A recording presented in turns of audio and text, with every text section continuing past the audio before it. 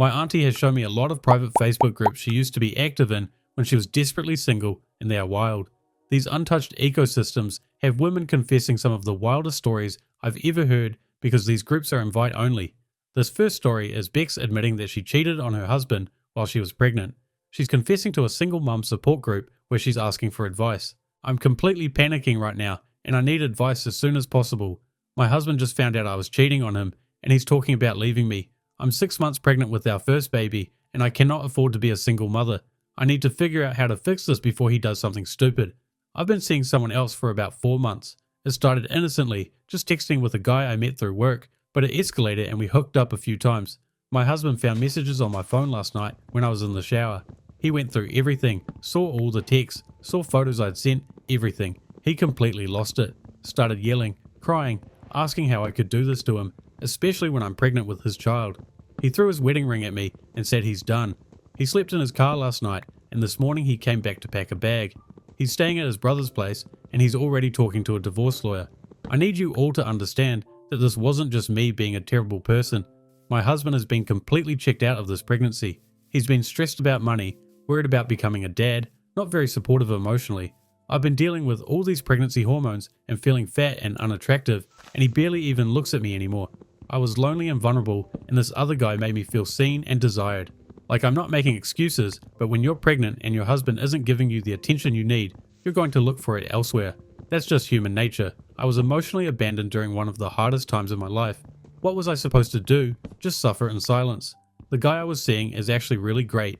He's attentive, he tells me I'm beautiful, even with the pregnancy weight, he actually listens when I talk about my feelings. Everything my husband wasn't doing. So yeah, I developed feelings for him, and we got physical. Is that ideal? No. But I was in a really vulnerable place. Now my husband is being completely dramatic about this whole thing. He's acting like I committed the worst crime in the world when really I was just trying to meet my emotional needs that he wasn't meeting. He's so focused on his own hurt feelings that he's not even considering how hard this has been for me. I tried to explain all this to him, but he won't listen. He just keeps saying, "You cheated on me while carrying my child." Like that's the only thing that matters. He won't even consider that there were reasons I did what I did. He's being completely black and white about it. The problem is, I really can't be a single mum right now. Financially, I'm not in a position to support myself and a baby alone. My job doesn't pay that well, and childcare costs are insane. I was counting on my husband's income to make this work.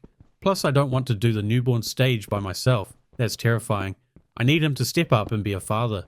Also, I'm not even sure I want to be with the other guy long term. He's fun and exciting, but he's not really dad material. My husband is stable, has a good job, owns a house. He's the better option for raising a child, even if he wasn't meeting my emotional needs. I just needed something on the side to get me through this rough patch, so I need advice on how to get my husband back and convince him to stay. What can I say to make him understand that this wasn't about him? It was about me needing support during a difficult time. How do I make him see that we can get past this for the sake of our baby? I've tried apologizing, but he's not accepting it. I told him I'd end things with the other guy, which I did this morning actually. I said we could go to marriage counseling, but he's just shutting down every suggestion and saying the trust is broken and he can't get past this. He's also saying really hurtful things, like questioning if the baby is even his. The baby is his. I know for a fact because of the timing, but now he's demanding a paternity test. That's so insulting to me after everything I've been through with this pregnancy. I don't understand why he can't just forgive me and move on. People make mistakes. I was in a vulnerable emotional state. He played a role in pushing me towards this by not being there for me. Why is that so hard for him to understand? His family is being horrible about this too. His mum called me and absolutely tore into me, called me every name in the book, said I don't deserve her son and that I'm a terrible person for doing this while pregnant. His brother won't even talk to me. They're all acting like I'm some kind of monster, when really I'm just a woman who made a mistake while going through a really hard time. I'm terrified right now. The baby is due in 3 months and I might be completely alone. I can't afford this apartment by myself. I don't have family nearby who can help. I need my husband to come back and be reasonable about this. Please don't just tell me I messed up. I already know that. I need actual actionable advice on how to get him back, because being a single mom is not an option for me right now. Luckily, all of the comments in this post are completely against her and telling her she's in the wrong. But this next story comes from a women's dating advice group where the comments have some of the most ridiculous opinions I've heard. Okay, I need some advice on a situation and I need you all to hear me out before judging because it's complicated. So I started this new job about 8 months ago as an executive assistant to the VP of sales at a pretty big tech company. The pay was already way better than my last job, but the real perk is that I have to travel with him once or twice a month for conferences, client meetings, site visits, all that. And I'm talking nice travel, first-class flights, 5-star hotels, expense accounts that are basically unlimited. My boss David is probably late 40s, very successful, definitely wealthy. From day one, he's been super generous with me. Not just the standard travel stuff, but like, we'd be in New York for a conference, and he'd take me shopping on Fifth Avenue and buy me a new outfit for the client dinner. You're representing the company, you need to look the part, he'd say. I'm talking $500 dresses, $300 shoes, designer handbags. He bought me a Tiffany bracelet once after we closed a huge deal, said it was a bonus for my hard work. My husband was a little weirded out at first, but I kept telling him, it's just how corporate culture works at this level. These executives have massive budgets and they spend money on their teams. It's normal. Plus we gotta keep all the stuff, so like, I basically have a whole new wardrobe I didn't have to pay for. Our credit cards are actually getting paid down now, because I'm not buying clothes or going out to eat since I'm traveling so much, and everything is covered. The travel is honestly amazing. We stay at places like the Ritz-Carlton, the Four Seasons, boutique hotels in Europe, room service whenever I want, spa treatments, the works. David always makes sure I'm taken care of. If I mention I'm tired, he'll tell me to skip the morning session and get a massage at the hotel spa, just charge it to the room. One time in San Francisco, I mentioned wanting to try this expensive omakase place, and that night, he made reservations for just the two of us, $400 per person. The sushi was incredible. So here's where it gets tricky. Over the past few months, I started noticing that our conversations were getting more personal, more flirty, I guess. Like at first it was just work talk and logistics, but then we'd be at dinner, and he'd be asking about my life, my dreams, what I want for my future. He'd compliment me a lot. You look stunning tonight. I don't know what I'd do without you. You're so much more than just an assistant. You're my partner in all this. That kind of stuff. And I noticed it, definitely noticed it, but I didn't shut it down or anything. Honestly, it felt nice to be appreciated like that. My husband is a great guy, but he's pretty checked out most of the time. Works his normal 9 to 5, comes home and plays video games. He's not taking me to fancy restaurants or telling me I look stunning. So yeah, the attention from David felt good, and I let it continue. The touching started slowly too, like he'd put his hand on my lower back when we walked into a restaurant, or touch my arm when he was talking to me, sit really close to me at the bar. Again I noticed, but I didn't say anything because it seemed harmless enough, and I didn't want to make things awkward when we have to work together so closely. 3 weeks ago, we were in Chicago for a big conference. It had been a really long day, back-to-back meetings and presentations. That evening we went to this upscale cocktail bar in the hotel, one of those places with craft cocktails that cost $20 each. We'd both had a few drinks, we were laughing and talking, and the conversation got pretty deep. He was telling me about his divorce, how his ex-wife never appreciated what he did for her, how lonely he is, even though he has all the success and money. I was venting about how my husband doesn't really see me anymore, how I feel like I'm just going through the motions at home. There was this moment where we were sitting at the bar, and he just looked at me and said, "You have no idea how special you are, do you?" And then he kissed me, right there at the bar, and I kissed him back. I knew I should stop it, but in that moment, I just didn't want to. It felt exciting and dangerous, and I felt desired in a way I haven't felt in years. We left the bar and went up to his suite. It's not like I was drunk and didn't know what I was doing. I was tipsy, but I knew exactly what was happening. We slept together. Multiple times actually. I didn't leave until the next morning. The sex was honestly incredible. Like he was so attentive and passionate. Everything my husband hasn't been in forever. The next morning I thought it would be super awkward, but David was actually really sweet about it. Ordered us room service breakfast, told me how amazing I was, said he hadn't felt that connected to someone in years. We had to get ready for the last day of the conference, and we both just kind of agreed not to talk about it yet and to see what happens. Since then it's happened 2 more times on 2 different trips, Miami and Boston. It's becoming a regular thing, I guess. When we're traveling, we're basically acting like a couple. He's even more generous now, bought me a new laptop for work, gave me a $1,000 bonus last month for exceptional performance, took me to a Michelin star restaurant in Boston where dinner was literally $600 per person. Here's the thing, I haven't told my husband any of this obviously, but I've been thinking about it a lot, and I'm starting to see this as potentially a really good opportunity for us, for me and my husband's future. David has already hinted that he wants to promote me to a director level position, which would come with a huge raise, probably double what I make now. He's talked about bringing me in on major deals and giving me commission. We're talking potential 6-figure income for me, when right now I'm making like $65,000. Plus David is clearly invested in me now, beyond just work. He's asked me what my dream house looks like. He's mentioned wanting to help me invest in real estate. Last week he told me about this condo investment opportunity and asked if I'd be interested in being his partner on it.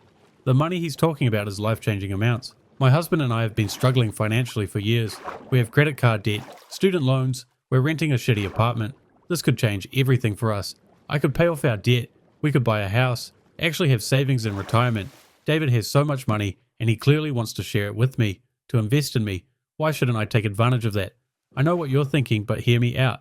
A lot of successful women have used relationships with powerful men to advance their careers. It's not ideal, but it's reality. Men have been doing this forever, using connections and relationships to get ahead. Why can't women do the same? David gets something he wants. I get financial security and career advancement. My husband gets a wife who can actually contribute significantly to our household income and future. Everyone wins. I'm planning to talk to my husband about the opportunity soon.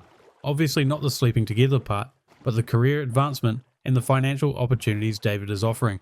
I'm thinking I frame it like David sees my potential and wants to mentor me and invest in my career growth, that he's offered me this director position and wants to bring me in on some investment opportunities. My husband is pretty checked out of my work life anyway. He barely asks about my job, so I don't think he'll ask too many questions. The thing is, I need advice on how to approach this conversation. How do I get my husband excited about this opportunity without him getting suspicious? How do I explain the sudden huge increase in income and the expensive gifts without raising red flags? Should I slowly introduce the idea of David being a mentor figure in my life so it doesn't seem to come out of nowhere? Some of you might think I'm being naive or that David is using me, but I really don't think that's what this is. He genuinely cares about me. He tells me all the time. He's not some gross old man taking advantage. We have a real connection, and even if there is some transaction element to it, so what? That's how the world works. People use connections and relationships to get ahead all the time. I'd be stupid not to take advantage of this. I also want to be clear that I'm not leaving my husband for David. David is still technically married, even though he's separated, and I have no interest in blowing up my marriage. I like my life with my husband. I just want it to be better financially. This is purely about securing our financial future and advancing my career. What happens on work trips stays on work trips. The majority of the comments are telling her that she's being taken advantage of by a man in power. They're claiming that she is the victim. Only one woman in the comments is calling her out, saying that she's cheating on her husband and he's going to leave her. The comments are messy, but they don't come close to this next story from a male support group where the admin stopped running the page. Now it's full of men and women arguing in the comments about who's in the right. So I was dating this new girl for about 3 months and things were going pretty well, I thought. Then she lost her job. She was working retail and they did some layoffs or whatever. She seemed really stressed about it, so I offered to let her stay at my place temporarily while she got back on her feet. I thought I was being a good boyfriend, you know, helping her out during a rough patch. That was 6 months ago. At first it was fine. She said she was applying to jobs, seemed motivated, whatever. But after like a month I noticed she wasn't really trying that hard. She'd sleep until noon, spend the day on TikTok or watching Netflix, maybe send out one application a week if that. Meanwhile I'm working full time, paying all the bills, buying all the groceries, cooking most of the meals. She basically turned into a dependent. Honestly, I let it go on for way longer than it should have because my balls were always drained. I tried talking to her about it multiple times. Hey, are you actually looking for work? Yeah, babe, I applied to 3 places this week. Okay, cool. Which places? Crickets. Or she'd get defensive like I was attacking her. I'm trying. It's just really hard out there right now. You don't understand the pressure I'm under. I'm literally supporting 2 people on one salary while she contributes absolutely nothing. Not financially, not even around the apartment. I'd come home from work and the place would be a mess. Dishes in the sink, her stuff everywhere. I asked her if she could at least help out with cleaning since she was home all day, and she would, but I started wondering why I had to ask. It got to the point where I realized she had zero intention of ever getting a job again. She found a free ride and was milking it for everything it was worth. So 2 weeks ago, I told her she needed to leave. I gave her a month's notice, said I'd help her find a place, even offered to cover her first month's rent somewhere else, just to help her transition. I thought I was being more than fair. She absolutely lost it. Started crying, saying I was going to make her homeless, that she had nowhere to go, that I was abandoning her when she needed me most. Tried every manipulation tactic in the book. I thought you loved me. I can't believe you do this to me. What kind of man kicks out his girlfriend? The whole waterworks. I felt bad, but I held firm. I'd been taken advantage of for 6 months, and I was done. She had a family she could stay with. She just didn't want to, because they were very toxic apparently. But every time I met them, they were the nicest people on earth. She kept the sob story going right up until the day I told her she needed to be out. Here's where I feel like my life is falling apart. Literally the day after I kicked her out, I find out that she's staying at my buddy Jake's place, who I've known since college. He knew the whole situation because I'd been venting to everyone for months. I called him like, yo, what the hell, man? And he gave me some terrible story about she needed help and you threw her out. Someone had to step up. Okay, cool. But did you have to sleep with her? Because yeah, I found that out too. She went straight from my place to his bed, probably the same night. Jake tried to defend it, saying they're both single now and he's allowed to date who he wants. Technically true, I guess, but come on bro, you don't go after your friend's ex literally 24 hours after they break up. That's basic guy code, especially when you know she's a user and was taking advantage of me. So now she's living with Jake rent-free, I'm sure doing the exact same stuff she did at my place. Not working, not contributing, just being a parasite. And Jake's too pussy-whipped or stupid to see it yet. He thinks he's the hero who saved her from the mean boyfriend who kicked her out. Give it 6 months and he'll realize what I already knew. The worst part is I lost a friend over this, a friend I've had for years, over a girl I dated for months who was using me the whole time. I know I did the right thing by kicking her out. I'm not going to be someone's meal ticket when they're perfectly capable of working, but I didn't expect to lose a friend over it. I definitely didn't expect her to immediately jump into bed with him. The whole thing just feels like a huge betrayal on multiple levels. Does anyone know a hitman? I'm getting to that point. The comments are in civil war.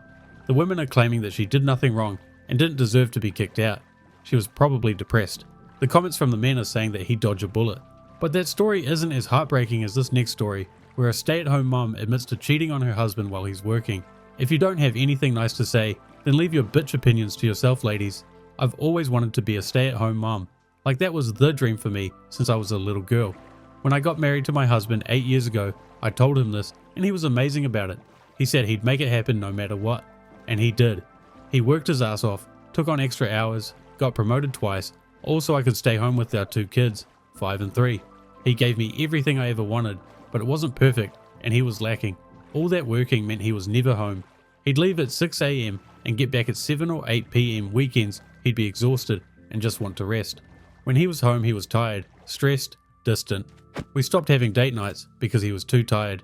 We stopped having sex regularly because he'd fall asleep on the couch. We stopped really talking because what was there to talk about? His stressful job, my day with the kids that he wasn't part of. I started feeling so lonely, like I had everything I thought I wanted, but I felt invisible. He was working so hard for us, but it felt like he wasn't really with us anymore. I know that sounds ungrateful, and it probably is, but I think he could have balanced it better. I did tell him he should cut back his hours, but he said it wouldn't work with the mortgage. He mentioned downsizing, but I said that wasn't an option either. So we were stuck in the situation he created. About 6 months ago I joined this parent play group at the park. There was this dad there, Ryan, stay-at-home dad. His wife is some kind of executive. We started chatting while the kids played, and honestly it was just nice to talk to another adult who got it, you know, someone who understood the isolation of being home all day. We started doing play dates. He'd come over to my house with his daughter and we'd have coffee while the kids played in the living room. We'd vent about feeling neglected by our spouses, how his wife was always working, how my husband was always tired, how we both felt like we were single parents basically. It felt good to be understood. I knew I was attracted to him. I knew it. That's why when my husband would ask about my day, I'd say I hung out with Susie from the playgroup instead of mentioning Ryan. I lied about who I was spending time with because somewhere deep down I knew what I was doing wasn't totally innocent, even though we weren't doing anything physical. Last month the kids were playing in the backyard and we were sitting on the couch talking and somehow we just kissed. And then it went further. We slept together while our kids were literally playing outside. It was exhilarating. I hadn't felt like that in years, but I felt sick immediately after. Like what did I just do? Ryan left pretty quickly after, said we should probably cool it on the play dates for a bit. That's when the panic really set in because I realized this was real and I'd actually cheated on my husband, who's done nothing but love me and work himself to death for our family. I told my husband that same night. I couldn't keep it in. I just broke down and confessed everything. The lying about who I was hanging out with, the emotional affair, the physical affair, all of it. I've never seen him look at me like that before. He didn't yell or scream. He just went completely cold and said, I work 70 hours a week so you can live your dream and this is what you do. Then he went to the guest room. He's been sleeping there for 3 weeks now. Barely talks to me. He's looking for divorce lawyers. He told his parents and they're furious with me obviously. My own parents don't even know yet because I'm too ashamed to tell them I destroyed my marriage. And Ryan, after I told him I confessed to my husband, he freaked out. Started sending me messages saying, If I tell his wife, he'll make my life hell, that he has lawyer friends, and he'll make sure I lose custody of my kids in the divorce, that he'll tell everyone in the playgroup and the school what I did. I'm actually scared of him now. The guy I thought understood me and cared about me is threatening me to protect himself. So now I'm losing my husband, probably going to lose my home, might lose time with my kids, and I'm being threatened by the person I threw my marriage away for. My husband is talking about having to sell the house in the divorce, and I'll have to go back to work, which is fine. I deserve that, but it means losing the life I begged him to give me. I keep trying to apologize, but he won't hear it. He said I didn't just cheat on him, I disrespected everything he sacrificed. While he was working overtime and missing time with his kids so I could be with them, I was sleeping with another man in our house. He's right about that, but he's not taking any accountability for neglecting his wife and children. The worst part is seeing him with the kids now. He comes home and he's fully present with them in a way he wasn't before, because I think he knows his time living with them is limited now. Our 5-year-old asked why Daddy doesn't sleep in your room anymore, and I wanted to die. What am I supposed to say? Is there any chance he'll forgive me, or is my marriage completely dead? And what do I do about Ryan's threats? I feel like I'm trapped in a nightmare of my own making, and I don't know how to get out. Some of the comments are blaming the husband for working long hours and neglecting his family. One comment is saying she needs to tell the other wife. Another comment is thankfully calling her out for cheating on a husband that was providing her life she wanted. But this next story is from another delusional woman who's trying to steal another woman's husband. So there's this guy, I'll call him Matt. We've been best friends for 10 years, like he's been there through everything. All my breakups, my terrible job phases, family stuff, everything. He's always been my person, you know, the one I call when something good or bad happens. We'd hang out multiple times a week, text constantly, he knew me better than anyone. Here's the thing, he was in love with me for years, like everyone knew it, including me. He asked me out sophomore year of college, and I said I didn't want to ruin the friendship. Then he tried again at 25, and I told him I just didn't see him that way, that he was like a brother to me. He took it well both times, stayed friends, he never made it weird. Honestly, he was a better friend to me than I probably deserved. Fast forward to 2 years ago, he starts dating this girl Imogen. I'm not gonna lie, I was kind of annoyed at first, like she started taking up all his time, and he wasn't as available for our usual hangouts, but I was still happy for him, of course. She seemed nice enough, even though she was kind of boring in my opinion. Not really his type at all. Then around 6 months ago, something shifted for me. We were all at a mutual friend's wedding, and I saw him dancing with Imogen, and something just clicked. Like I suddenly saw him. I really saw him. The way he looked at her, the way he was so attentive and caring, and I remember thinking, wait, I want that. I want him to look at me like that. It hit me like a truck that I'd been an absolute idiot for 10 years. I started noticing everything differently after that. How attractive he actually is. How he makes me laugh more than anyone else. How he just gets me in a way no one else ever has. All those guys I dated over the years, the ones who treated me like crap or just weren't right. And Matt was right there, the whole time being perfect, and I just couldn't see it. So last month I finally worked up the courage to tell him how I felt. We were having coffee, just the two of us, which is rare since Imogen has been in his life. I basically poured my heart out, told him I'd been stupid, that I finally understood what he'd seen all those years ago, that I had real feelings for him now. You guys, the look on his face, he just got really quiet, and then he said, Katie, I love Imogen. I'm actually planning to propose to her next month. I waited for you for years, and you didn't want me. I've moved on, and I'm happy. I'm sorry, but that ship has sailed. I tried to hold it together, but I literally started crying right there in the coffee shop. I told him that Imogen doesn't know him like I do, that we have history, that what we have is special. I felt like the Taylor Swift song, You Belong With Me. He said, yes, we have history as friends, and that's all it's ever going to be now. That he's committed to Imogen, and he's not going to throw away a good relationship because I suddenly decided I might have feelings after a decade of rejecting him. The worst part? He pulled back from our friendship after that. We barely talk now. He said he needs space, and that it's not fair to Imogen for him to maintain our level of closeness when I've admitted I have feelings. So now I've lost my best friend and the guy I'm in love with, both at the same time. I keep playing back all these moments over the years where he was clearly showing me he cared, and I just brushed it off. The time he drove 3 hours to pick me up, when my ex left me stranded, when he spent his entire weekend helping me move apartments, when he brought me soup and medicine and stayed with me when I had the flu, the birthday presents that were always so thoughtful and personal, the way he remembered every little thing I ever told him. Is it really my fault though? You have to date and have experience to find out what you actually want. Plus he was a completely different guy back then. He hadn't grown into himself at all. He was very quiet and nerdy, which wasn't my type back then. My other friends are trying to be supportive, but I can tell they think I'm being selfish. One of them literally said, "You had your chance." Multiple chances actually. You can't just expect him to wait around forever. Has anyone else been through something like this? Will it get better? Because right now I feel like I've made the biggest mistake of my life and there's no way to fix it. I'm grieving my soulmate and best friend. The comments are empathetic for her, but telling her she can't break them up. I think she's just realized what she can't have, but probably still doesn't actually want him. This next story from a feminist group left me speechless. This private group was made back in 2016, but has since seen a lot of women start talking against the feminist movement, so the group is completely polarized. I'm 37, single, no kids, and I was lied to. Like I genuinely believed everything I was told in my 20s, that I didn't need a man, that marriage was the patriarchy, that my friends getting married at 25 were making a huge mistake. I was a good feminist, I did everything right. According to what we were all saying back then, I literally broke up with a guy at 26 because my feminist friends convinced me he was holding me back from my career. He wanted to get married, I wanted to focus on myself. He married someone else a year later and they have 3 kids now. I think about that a lot. That could have been my life. Instead, I have a job that I don't even like that much and a dating app full of men who ask for my Instagram before how my day was. My friend Taylor from college, married at 24.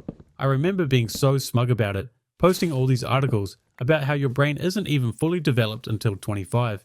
We all made fun of her engagement photos, like she's throwing her life away for a man.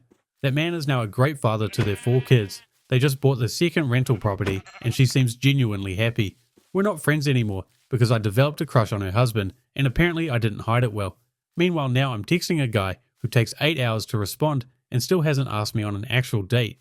The dating pool is literally a dumpster fire. I went on a date last month with a 42-year-old who told me, I kid you not, that he's not ready to settle down yet because he's still figuring himself out. So you're 42, but he'll probably end up with a 23-year-old who doesn't challenge him because men like children. I was told this was empowerment. I was told I was being strong and independent. I was told that it's not hard to get a man as a woman.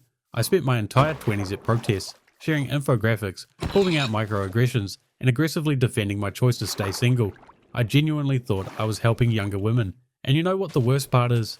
My fertility doctor told me last year that my egg count is concerning for my age. I asked about freezing, and she gave me this look like, you should have done this 5 years ago. The consult alone was $400. One cycle is $15,000. I'd need at least 3 cycles for a decent chance. That's $45,000 I don't have because I was too busy finding myself to think about boring stuff like what happens to my body. To the younger women in here still drinking the Kool-Aid with your I don't need no man posts and your girl boss quotes, you're being set up to fail the same way I was. They sold us a fantasy that has left an entire generation of women childless and alone. This wasn't my choice. I was doing what I was told was the right thing. I have another friend, Emma, who did everything the feminist way. PhD, great career, didn't settle. She's 41 now and just spent $80,000 on IVF that didn't work. $80,000. She's devastated. But when she was 29 and dating a great guy who wanted kids, we all told her not to give up her dreams for a man.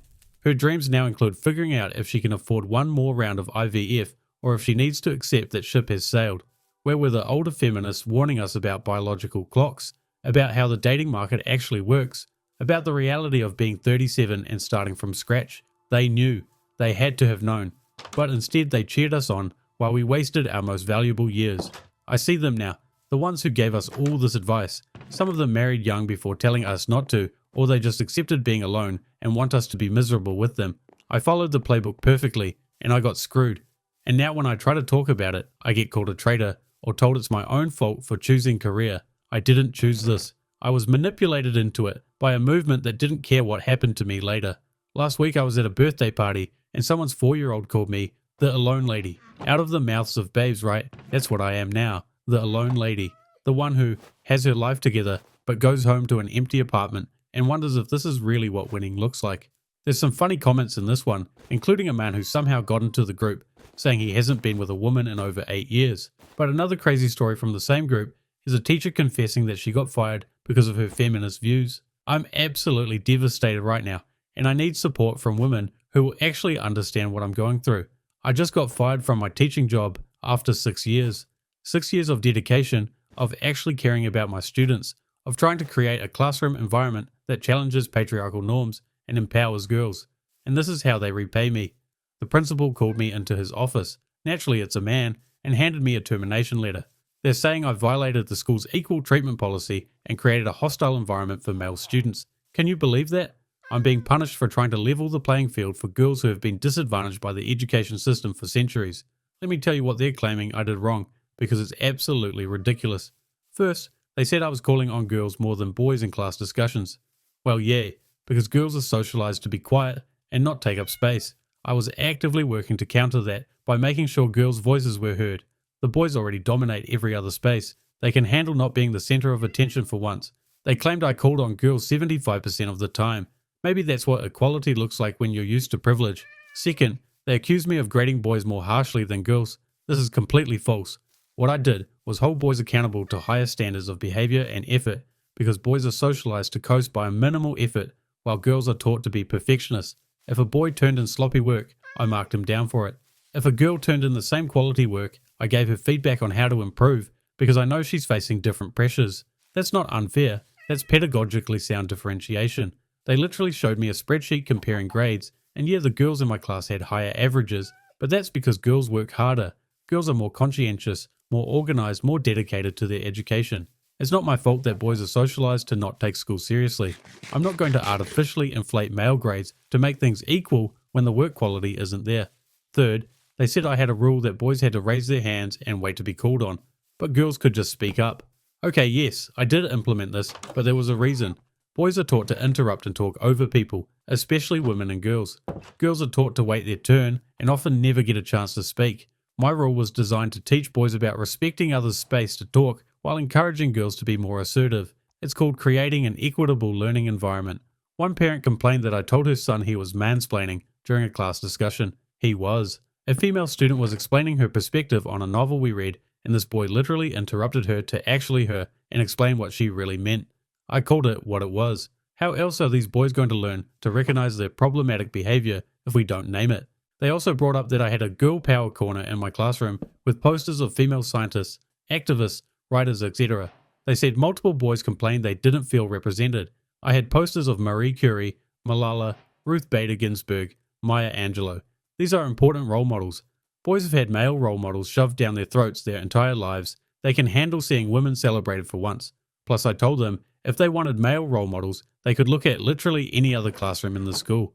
Another complaint was that I let girls go to the bathroom whenever they needed without question, but made boys ask permission and sometimes said no. Again, there's a reason for this. Girls have menstrual cycles and other biological needs that require immediate bathroom access. I'm not going to interrogate a girl about why she needs the bathroom, because that's invasive and potentially embarrassing. Boys don't have those same biological imperatives, and frankly a lot of them were just trying to get out of class. They said I showed bias when assigning group projects by putting high-achieving girls with struggling boys and telling the girls to help bring them up to speed. Yes, I did this because girls are better collaborators and more patient teachers. I was trying to help the boys improve by pairing them with students who had stronger skills.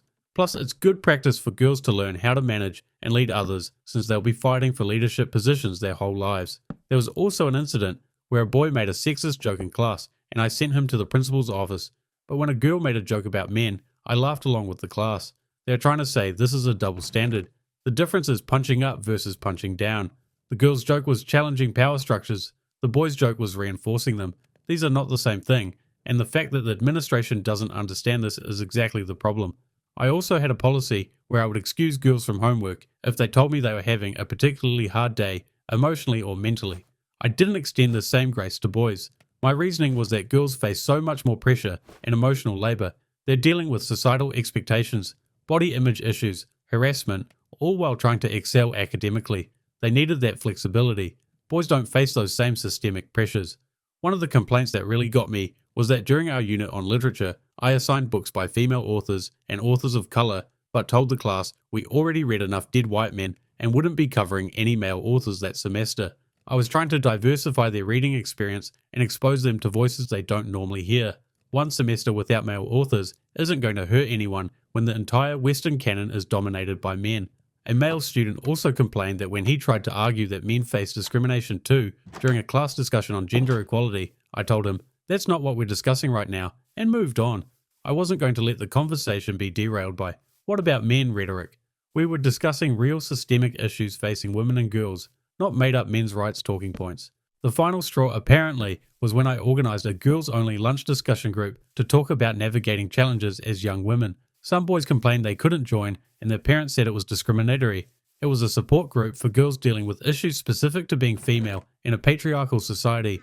Boys have the entire world as their support group. They didn't need this 1 hour a week, so that's what I'm being fired for actually trying to empower girls and challenge boys to be better, for understanding that true equality means sometimes giving more support to those who have been historically disadvantaged, for using my classroom as a space to counter patriarchal socialization instead of reinforcing it. The principal said, I created a hostile environment for male students and showed clear bias in my treatment of students based on gender. He said multiple parents and students filed complaints and they can't ignore it anymore. He actually had the audacity to say, we expect our teachers to treat all students equally regardless of gender. Equally isn't the same as equitably. Boys and girls are socialized differently, face different challenges, have different needs in the classroom. Teaching them exactly the same way perpetuates existing inequalities. I was trying to be a better teacher by recognizing these differences and adapting my approach accordingly. I tried to explain my pedagogical reasoning, and he just kept saying, that's not how we do things here, and you can't treat students differently based on their gender. That's literally illegal. He wouldn't even listen to the research on gender-responsive teaching and how girls benefit from different approaches than boys. I'm honestly in shock. I put my heart and soul into teaching those girls to be confident, to take up space, to challenge male dominance. And I was trying to teach the boys to be better allies, to check their privilege, to understand their role in dismantling patriarchy. This is exactly the kind of progressive education we need, and I'm being punished for it. I know I'm going to have trouble finding another teaching job now with this on my record. They're probably going to blacklist me in the district, all because I dared to actually challenge the status quo instead of just mindlessly treating everyone equally and pretending we live in a post-gender society. Has anyone else experienced this kind of retaliation for trying to teach from a feminist perspective? I feel so alone right now, and I need to know I'm not crazy for thinking that what I was doing was right. Thankfully, all of the comments are calling her out, saying that she took it too far in the classroom. If you guys enjoyed reading these Facebook confessions, make sure to leave a comment or a like on the video. I have hundreds more stories from these groups if you want to see more. Also, I haven't played Minecraft much in 10 years, so a lot of this stuff is new to me, so you're welcome to give me advice in the comments.